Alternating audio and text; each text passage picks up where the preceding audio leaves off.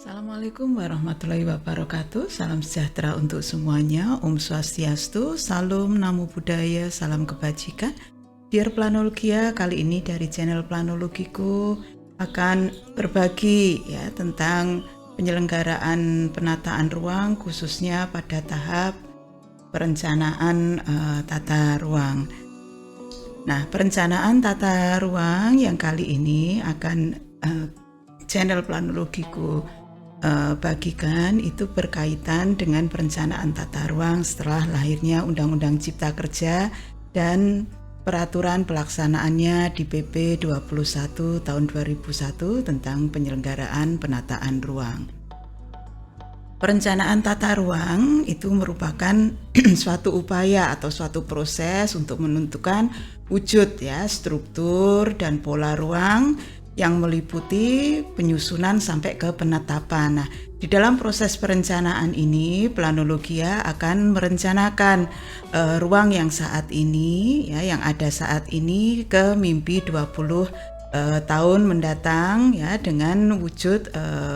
rancangan struktur dan rancangan pola ruang, di mana di dalam menyusun perencanaan struktur dan pola ruang ini Planologia harus mendasarkan pada daya dukung, daya tampung lingkungan dan upaya untuk mitigasi bencana atau pengurangan risiko bencana, karena pengurangan risiko bencana ini atau mitigasi bencana ini dari Undang-Undang 26 tahun 2007 itu sudah diingatkan mulai dari konsideran di awal bahwa negara kita itu adalah negara dengan risiko bencana cukup tinggi karena kita berada di ring of fire. Nah, disinilah nanti di dalam menyusun rencana struktur dan rencana pola ini Planologia harus melibatkan stakeholder, karena di dalam rencana penataan ruang, di dalam pemanfaatannya maupun nanti di dalam pengendaliannya itu akan banyak sekali masyarakat terlibat karena di negara kita hak kepemilikan lahan itu ada di masyarakat, sementara hak pengaturannya itu ada di pemerintah. Nah, di sini untuk menyatukan tadi antara kebutuhan-kebutuhan wadah aktivitas dan untuk menyesuaikan dengan kapasitas atau daya dukung dari ruang yang akan mewadahi aktivitas di sini maka yang namanya kepentingan antar stakeholder itu harus disatukan di sini diupayakan sesuai dengan tujuan dari Undang-Undang Penataan Ruang untuk menciptakan ruang yang aman, nyaman, harmonis, dan berkelanjutan, serta untuk mewujudkan dari cita-cita Undang-Undang Cipta Kerja bahwa tata ruang sekarang itu harus bisa menarik untuk investasi. Tata ruang itu bukan hanya sekedar wadah dari kepentingan-kepentingan tertentu, tetapi kita harus berpikir ke depan bagaimana kita menarik investasi ke wilayah kita dengan kita sesuaikan daya dukung, daya tampungnya dan upaya mitigasi bencana, sehingga di sini komitmen untuk kondisi tata ruang yang akan kita tuju di masa datang dan pelaksanaannya itu benar-benar sangat dibutuhkan. Nah, kemudian di dalam perencanaan tata ruang seperti halnya yang digariskan di Undang-Undang 26 nanti di penyusunan rencana tata ruang itu ada rencana umum dan rencana rinci. Hanya saja ada perbedaan di dalam rencana rinci, seperti pada sesi video sebelumnya di dalam penyelenggaraan penataan ruang itu ada beberapa rencana rinci tata ruang yang dihapus untuk menghindari tumpang tindih dengan muatan yang ada di rencana umum. Di antaranya adalah rencana rinci tata ruang untuk kawasan strategis provinsi dan kawasan strategis kabupaten. Nah, di dalam penyusunan ini ya nanti ada beberapa tahapan yang harus dilalui oleh Planologia ya, di mana di dalam penyusunan rencana tata ruang ya minimal ada tahapan persiapan, pengumpulan data ya, pengolahan dan analisis data, perumusan konsepsi rencana tata ruang, menyusun rancangan peraturan tentang tata ruang atau yang kalian biasa kenal dengan rancangan peraturan daerah ya. Kemudian hasilnya apa? Hasilnya adalah nanti terkait dengan konsepsi rencana tata ruang itu sendiri dan rancangan peraturan daerah. Dan di sini dalam semua tahapan penyusunan rencana tata ruang ini pemangku kepentingan dan masyarakat sebisa mungkin harus dilibatkan ya, karena tata ruang itu adalah milik bersama. Nah, kemudian nanti ya pada tahap penetapan ini juga ya nanti baik rencana umum maupun rencana rinci ya nanti harus melalui minimal beberapa tahapan, mulai pengajuan rancangan peraturan daerah ya, pembahasannya, penyampaian rancangan yang telah dibahas ya, pembahasan lintas sektoral untuk mensinkronkan ya program-program kepentingan ya apapun ya terkait dengan sektoral, kemudian menerbitkan persetujuan sampai ke pelaksanaan persetujuan dan penetapan baik rencana rinci maupun rencana umumnya ya. Nah, terkait dengan adanya Undang-Undang Cipta Kerja ya dan PP 21 memang ada banyak hal baru ya di dalam pelaksanaan penyelenggaraan penataan ruang ya pada sesi kali ini pada tahap perencanaan tata ruang. Nah, hal baru yang pertama itu tadi yang seperti kita sebutkan bahwa rencana tata ruang kawasan strategis provinsi dan kabupaten itu dihapuskan ya untuk menghindari adanya tumpang tindih produk tata ruang. Nah, nanti substansinya kemana ini terkait dengan rencana tata ruang kawasan strategis ini nanti akan dimasukkan atau diintegrasikan di dalam muatan rencana umum tata ruang wilayah provinsi maupun kabupaten. Hal ini seperti digariskan pada pasal 15, 18 dan pasal 21 dari PP 21 tahun 2001 tentang penyelenggaraan penataan ruang. Kemudian ya hal baru yang kedua nanti di dalam undang-undang dan peraturan pelaksanaan ini Planologia nanti diwajibkan ya melakukan digitasi dan inovasi produk perencanaan tata ruang yang bisa diakses oleh publik ya, sehingga di sini nanti tata ruang itu bukan menjadi produk perpustakaan, produk yang sangat eksklusif tidak bisa diakses ya, tetapi di sini bagaimana nanti Planologia itu harus berinovasi ya agar tata ruang itu bisa diakses oleh publik ya, seperti yang dicantumkan pada pasal 6 ayat 4 dan ayat 5 di mana pemerintah pusat dan pemerintah daerah itu wajib menyusun dan menyediakan rencana tata ruang yang telah ditetapkan dalam bentuk digital sesuai standar yang ditetapkan oleh pemerintah pusat. Nah, disinilah ya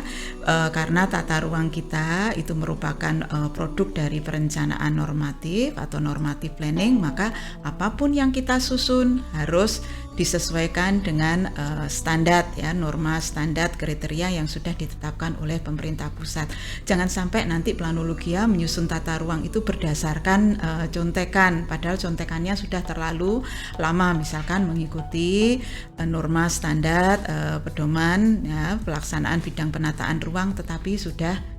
tidak berlaku.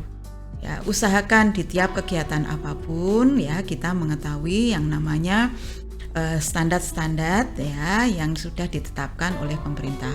pusat sehingga nanti kualitinya akan sama ya. Kemudian Penyediaan rencana tata ruang yang telah ditetapkan dalam bentuk digital tadi dimaksudkan agar dapat diakses oleh semua masyarakat ya, untuk mendapatkan informasi mengenai kesesuaian perencanaan lokasi ya, rencana lokasi, kegiatan atau usaha dengan rencana tata ruang, sehingga nanti ketika Planologia mau berinvestasi ya, tidak harus mengeluarkan biaya yang banyak hanya untuk melihat kesesuaian tata ruang saja harus membayar, tetapi sekarang ya, agar nanti ruang yang aman, nyaman, produktif, berkelanjutan ini bisa kita ciptakan bersama, maka masyarakat secara luas harus mengetahui ya rencana yang sudah disusun bersama oleh pemangku kepentingan. Kemudian di pasal 7 ayat 4 ya, penyusunan ini dapat menggunakan inovasi teknologi ya, hingga nanti tidak dibatasi misalkan harus menggunakan peta rupa bumi. Kalau di daerah ya di mana Planologia mensusun tata ruang tetapi di sana belum ada misalkan peta rupa bumi, bisa menggunakan citra tetapi dengan persetujuan dari BIG ya. Kemudian hal baru yang ketiga ya, nanti tata ruang yang kita susun itu tidak hanya menjadi acuan untuk misalkan perizinan saja ya, tetapi nanti rencana tata ruang yang kita hasilkan dari perencanaan tata ruang ya, nanti digunakan untuk menerbitkan kesesuaian kegiatan pemanfaatan ruang ya, untuk pemanfaatan ruang untuk seluruh kegiatan sektoral ya, sehingga nanti tidak ada lagi ekosektoral untuk merencanakan kegiatan-kegiatan pada lokus-lokus yang tidak sesuai ya, karena semua ya, baik sektoral maupun masyarakat maupun kelompok kepentingan itu semuanya harus mengacu pada rencana tata ruang sebagai dasar untuk penerbitan kesesuaian kegiatan pemanfaatan ruang. Kemudian untuk menerbitkan perizinan berusaha ya, memberikan hak atas tanah dan hak pengelolaan didasarkan pada peruntukan ya yang sesuai dengan rencana tata ruang, memberikan hak atas tanah pada ruang atas tanah didasarkan pada koefisien dasar bangunan, koefisien lantai bangunan, dan koefisien pemanfaatan ruang lainnya ya, yang merupakan bagian dari rencana tata ruang, dan pemberian hak atas tanah pada ruang bawah tanah dengan perhatikan ketentuan pemanfaatan ruang dalam bumi yang diatur dalam rencana tata ruang. Nah, keempat, hal baru ya di dalam perencanaan tata ruang sesuai dengan arahan pelaksanaan Undang-Undang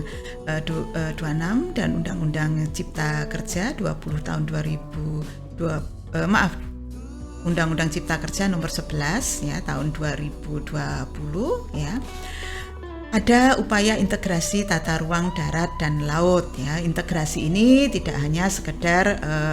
klise integrasi, tetapi memang benar-benar substansinya harus diintegrasikan sehingga dampak-dampak buruk ya terkait dengan kegiatan-kegiatan di darat itu tidak mengakibatkan kerusakan kawasan-kawasan konservasi di perairan ataupun nanti sebaliknya, karena amanat dari Undang-Undang Penataan Ruang yang namanya penataan ruang itu meliputi ruang darat, ruang laut, ruang udara, termasuk ruang di dalam bumi sebagai satu kesatuan. Hanya saja nanti pengelolaan sumber daya laut dan ruang udara itu akan diatur di undang-undang tersendiri ya, tetapi di dalam produk perencanaan itu nanti hanya ada satu one produk ya tentang rencana tata ruang, terutama ini nanti kaitannya dengan rencana tata ruang yang ada di tingkat nasional dan provinsi ya. Nah, kemudian terkait dengan integrasi tata ruang darat dan laut ini, nanti materi teknisnya harus disatukan, pengolahan data dan analisis ya seperti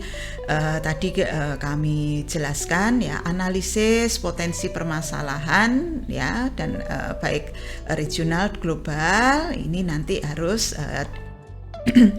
nanti juga dipertimbangkan analisis daya dukung, daya tampung. Jangan sampai kita itu bermimpi ya merencanakan tata ruang di 20 tahun mendatang itu kita melupakan kapasitas ruang yang akan kita rencanakan ya. Kita terlalu muluk-muluk ya merencanakan tentang kegiatan-kegiatan ya tetapi kita lupa ya daya dukung, daya tampungnya. Misalkan kita pengen ya di kabupaten lain ada kawasan industri, misalkan sekian ribu hektar, kita juga pengen, padahal kawasan atau wilayah yang nanti kita rencanakan itu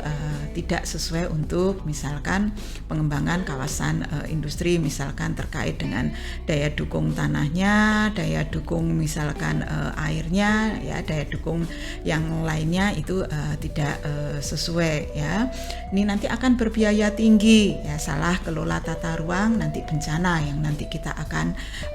dapat, apalagi sekarang intensitas bencana itu dengan perubahan iklim itu juga semakin meningkat. Nah, kemudian di sini ya untuk upaya-upaya pelestarian, untuk upaya-upaya mewujudkan harmonisasi ya antara ruang di darat dan laut untuk mewujudkan ruang yang aman, nyaman, produktif dan berkelanjutan ya. Di sana nanti satu produk tata ruang darat, ruang laut ini diintegrasikan ya, sehingga nanti baik di ruang darat, ruang laut itu akan memuat rencana struktur, rencana pola ruang yang meliputi kawasan lindung ya, kawasan konservasi di laut ya, maupun kawasan budidaya ya, kawasan pemanfaatan umum dan alur migrasi biota laut ya, termasuk di dalamnya nanti di kawasan konservasi di ruang air itu terkait dengan misalkan daerah-daerah ekosistem terumbu karang ya, tempat nursery ground ya, tempat ikan berpijah ya, tempat-tempat perlindungan di mana nekton bentos itu berpijak ya, termasuk di sana kawasan-kawasan sigres ya atau padang lamun ya, estuari ya, dan yang lainnya itu harus dipertimbangkan di dalam perencanaan tata ruang ya, termasuk untuk kawasan nanti pemanfaatan umumnya ya.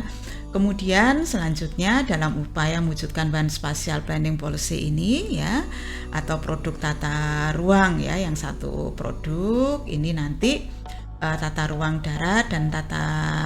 ruang laut itu sudah harus diintegrasikan, ditetapkan dalam satu produk hukum ya, dalam bentuk nanti peraturan presiden untuk rencana tata ruang kawasan strategis nasional, Perda, atau peraturan gubernur untuk rencana tata ruang wilayah provinsi, Perda dan peraturan kepala daerah untuk RT RW kabupaten, dan peraturan kepala daerah untuk RD TRK. Masih terkait dengan upaya integrasi ini, nah nanti pada masa transisi untuk rencana tata ruang laut nanti diintegrasikan maksimal 2 tahun sejak PP berlaku ya. Nah, nanti RT RWN ya yang sudah terintegrasi dengan rencana tata ruang laut ini akan ditetapkan dengan peraturan pemerintah. Sementara RZWP 3K atau rencana zonasi wilayah pesisir dan pulau-pulau kecil ya akan diintegrasikan dengan RT RW provinsi maksimal 18 bulan sejak PP berlaku dan ditetapkan dalam Perda atau Perkada ya, atau peraturan menteri jika nanti waktunya berlarut-larut di dalam penetapan. Kemudian RZKSN, kawasan KSNT atau kawasan strategis nasional tertentu yang berupa PPKT nanti akan diintegrasikan maksimal 2 tahun sejak PP berlaku dengan RTR kawasan ya, dan ditetapkan dalam peraturan presiden. Nah, hal baru yang kelima di dalam perencanaan tata ruang ya pada era Undang-Undang Cipta Kerja dan PP 21 tahun 2001 ini, penggunaan peta dasar lainnya dengan rekomendasi BIK ini tadi sudah kami ceritakan di awal ya. Jika nanti Planologia merencanakan tata ruang pada wilayah tertentu yang belum tersedia peta rupa buminya, atau peta rupa buminya itu sudah terlalu lama ya, misalkan tahun 90-an, tahun 2004 misalkan ya, seperti itu, nanti bisa mengupdate yang namanya peta dasar perencanaan itu misalkan dengan menggunakan citra terbaru tetapi dengan mendapatkan rekomendasi dari Badan Informasi Geospasial atau BIG ya. Kemudian hal baru ke-6 ya nanti terkait dengan perencanaan, terus ini berkaitan dengan penetapan, nanti berkaitan dengan yang pertama ya penetapan RT RW provinsi maupun kabupaten, di mana ada beberapa terobosan baru dalam PP 21 terutama di pasal 68 sampai pasal 84 terkait dengan jangka waktu penyusunan dan penetapan RT RW yang paling lama 18 bulan ya, sehingga di sini Planologia harus benar-benar memperhitungkan waktu-waktu maksimal di dalam nanti upaya-upaya penetapan ya, misalkan pembahasan rancangan peraturan daerah tentang rencana tata ruang wilayah di DPRD ini maksimal 10 hari sehingga tidak bisa berlarut-larut lagi sampai tahunan, karena ini dampaknya akan menghambat proses perizinan ya, proses pemberian misalkan kesesuaian tadi terhadap tata ruang ya, dan akan nanti merugikan atau menghambat investasi ke depan ya. Kemudian kajian lingkungan hidup strategis ini tidak sendiri lagi tetapi sudah diintegrasikan ke dalam materi teknis rencana tata ruang. Nah, khusus untuk RT RW provinsi ya, materi teknis muatan perairan pesisir ini juga diintegrasikan, harus sudah mendapat persetujuan teknis dari Menteri KKP. Kenapa? Karena yang mengetahui ya hal-hal teknis di dalam perairan ya itu di KKP ya. Nah, disinilah nanti setelah penyampaian Raperda RT RW ya, nanti setelah dibahas dengan DPRD, kita ajukan ke Loket, di sana nanti akan ada pembahasan linsek atau lintas sektoral. Linsek ini ya dilakukan untuk mengintegrasikan program-program kegiatan sektoral, kegiatan bersifat strategis nasional ya, batas daerah, garis pantai dan kawasan hutan ya, termasuk di dalamnya nanti akan dicek sesuai enggak ya materi minimal yang ada di tata ruang wilayah provinsi, wilayah kabupaten, kota yang kita ajukan ini dengan ya rambu-rambu standar penyusunan rencana tata ruang yang sudah ditetapkan oleh pemerintah pusat ya, karena itu adalah standar minimal ya, sehingga tidak ada lagi misalkan ya pada kasus-kasus perencanaan tata ruang wilayah ya yang dulu Planologia sempat temukan di dalam rencana tata ruang wilayah tidak memuat yang namanya Tujaksra, tujuan kebijakan rencana strategis ya, pengembangan wilayah, rencana struktur, rencana pola ruang ya. Kalau dulu ada penetapan kawasan strategis ya, sekarang tidak ada. Kemudian arahan pemanfaatan ruang dan pengendalian, tetapi isinya malah misalkan terkait dengan elemen-elemen perancangan kota ya, punyanya Kevin Lynch ya. Ini pernah Planologia temukan di salah satu rencana tata ruang wilayah yang ada di Pulau Kalimantan ya. Tidak usah Planologia sebutkan ya di mana kabupatennya, tetapi di sini ya Linsek ini salah satunya nanti ke depan itu untuk mengecek itu tadi, apakah rencana tata ruang yang disusun oleh Planologia itu sudah sesuai dengan standar yang ditetapkan oleh pemerintah pusat. Nah, dari situ kalau sudah oke, ada penerbitan persetujuan substansi, persetujuan bersama dievaluasi ya oleh Kementerian Dalam Negeri, baru nanti ditetapkan oleh gubernur, bupati atau wali kota. Berikutnya hal baru yang ketujuh terkait dengan pelaksanaan Undang-Undang Cipta Kerja dan aturan pelaksanaannya di PP 21 itu adalah adanya percepatan penetapan rencana tata ruang wilayah provinsi dan kabupaten. Nah, upaya penetapan rencana tata ruang wilayah provinsi dan kabupaten kota ini nanti dalam setelah adanya persetujuan substansi ya, provinsi, kabupaten, kota itu diharapkan bisa melaksanakan paling lambat 2 bulan ya sejak mendapatkan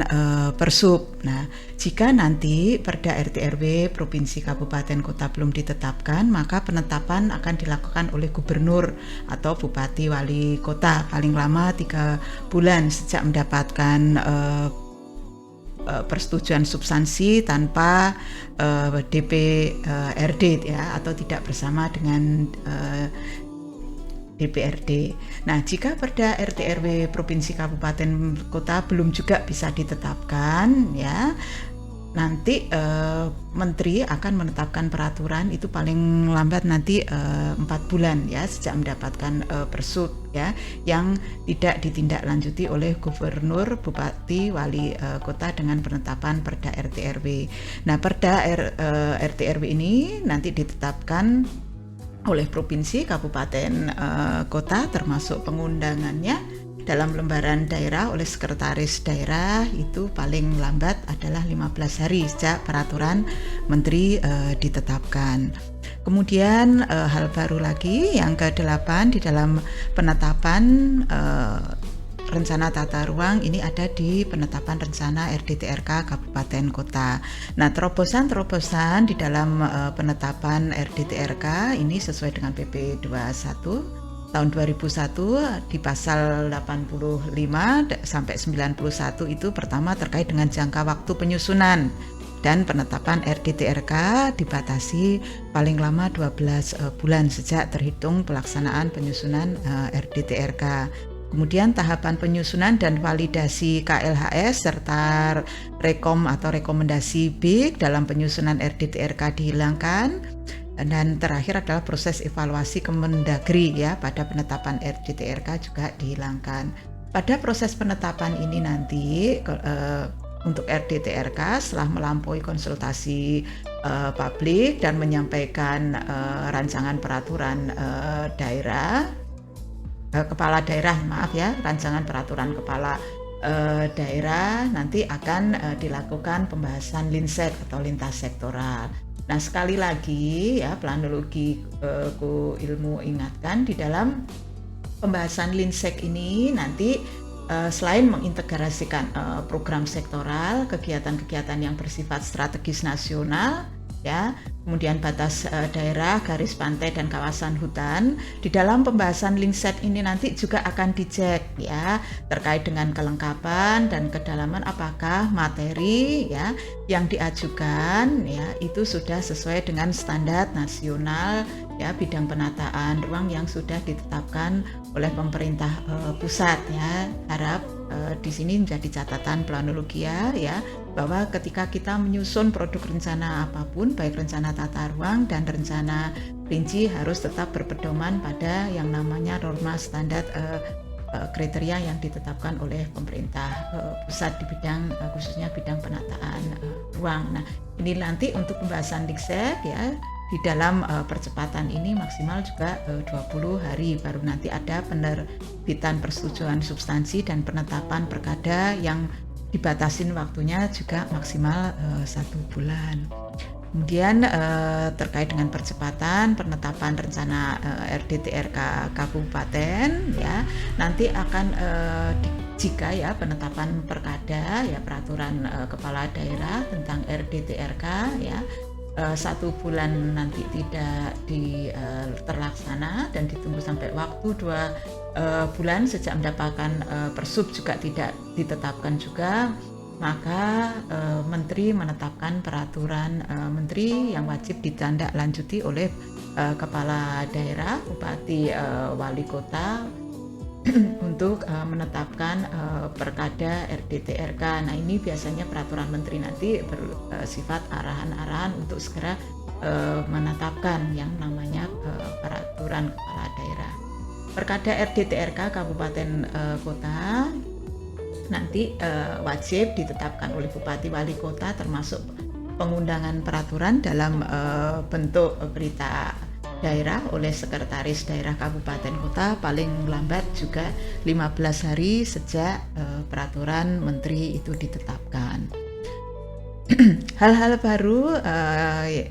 berikutnya di dalam pelaksanaan OJK dan aturan pelaksanaannya ini adalah adanya ketentuan muatan RTR yang diintegrasikan pada pembahasan Linsek. Nah, kalau kita nanti mau cermati di pasal 63 bahwa pembahasan Linsek ini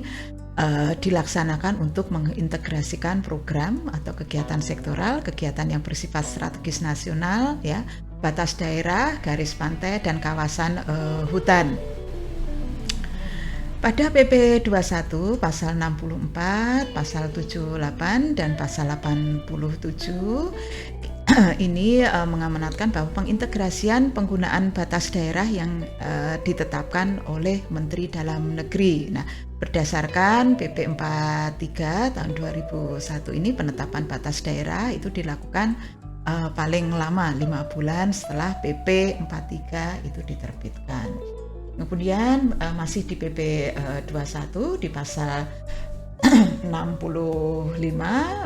pasal 78, pasal 88 pengintegrasian penggunaan batas garis pantai dalam peta RBI termutakhir dan telah ditetapkan oleh B, ya, sehingga nanti tidak ada perdebatan lagi di dalam penetapan garis pantai.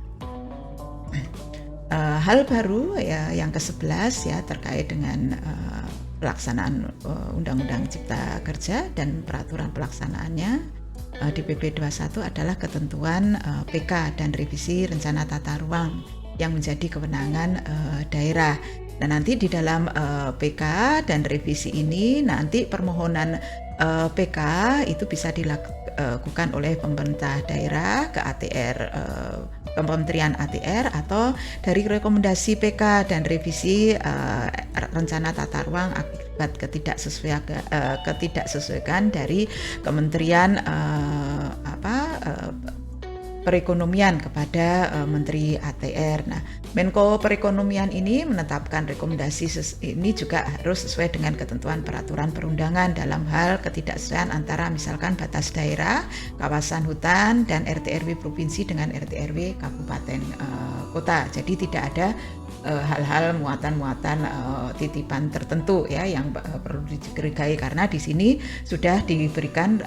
rekomendasi bahwa nanti pengajuan rekom dari Kementerian Perekonomian itu terkait dengan poin-poin penting batas daerah, kawasan hutan dengan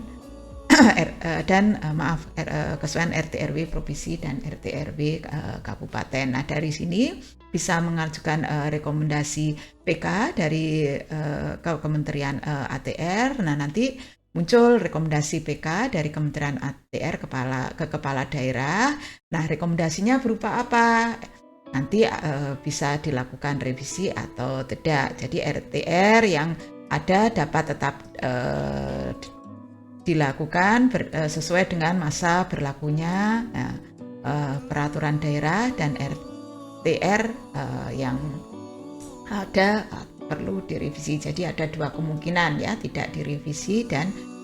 direvisi sesuai dengan prosedur perundangan. Nah, nanti yang direvisi nanti prosedurnya akan tetap mengikuti penyusunan dan penetapan yang ada di rancangan di pedoman penyusunan rencana tata ruang. Nah, sebagai catatan nanti PK ini bisa dilakukan satu kali dalam 5 tahun atau lebih dari satu kali jika ada catatan-catatan, ada bencana skala besar ya, kemudian perubahan batas teritori negara dan perubahan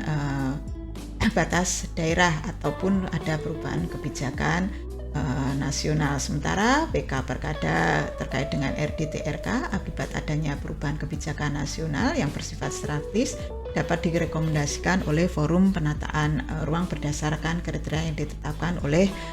menteri ya. Kemudian RTR, revisi RTR dilakukan dengan menghormati hak atasannya sesuai dengan peraturan perundangan. Nah, di sini nanti di dalam revisi RTR ya, yang merubah fungsi ruang tidak serta-merta nanti bisa merubah yang namanya kepemilikan maupun penguasaan tanah. Nah, nanti bagaimana terkait dengan proses perencanaan untuk rencana umum dan rencana rinci tata ruang. Planologiku Ilmu akan berbagi secara bertahap ya untuk tiap proses pada seri perencanaan tata ruang ya dalam video berikutnya. Nah, tentu saja nanti ya apa yang Planologiku Ilmu bagikan pada seri diskusi proses perencanaan tata ruang ini akan Planologiku Ilmu sesuaikan dengan peraturan Menteri ATR BPN nomor 11 ya dan 14 tahun 2021.